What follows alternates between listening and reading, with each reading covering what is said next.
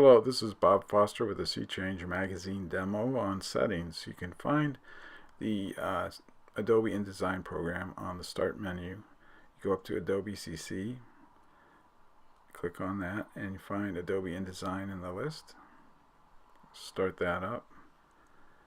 And you can, it's best to set your settings at the beginning so you don't have any things that don't make sense while you're working. So you can get that all set up when you first start up the program and create a new file.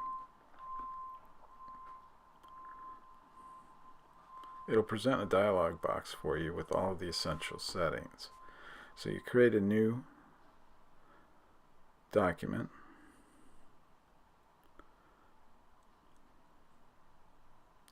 And this is the dialog box. It comes up usually starting with picas as the units, but you want inches for the type of print magazine that we're working on with SeaChange. So check inches, and you'll see it's 8.5 by 11 is a pretty standard.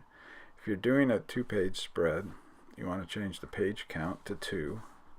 You're doing 2 pages, so count 2. And then if you're starting at the very beginning of the magazine, you would start on page 2. 2 even numbers are on the left, odd numbers on the right. So if you want a facing page, you want to start on an even number.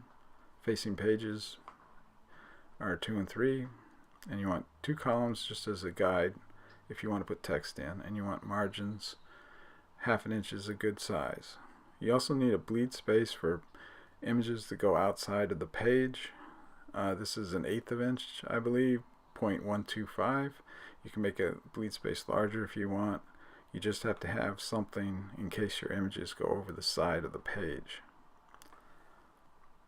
So you have your bleed space, you have your margins, you have your columns. I wouldn't go with more than 2 because it's a magazine format, so you don't want a lot of columns. You have your start page and everything checks. So then give it a title. If you're working with other people on SeaChange, you might want to put your name and your page numbers that you're assigned in your file name. But here we're calling it a 2-page spread because we start on page 2 and we have 2 pages. So you hit the create button, and here you have your pages with a 1/2 inch border around them, and the red line represents the bleed space, and you have your 2 columns as guides for when you're placing material on the page.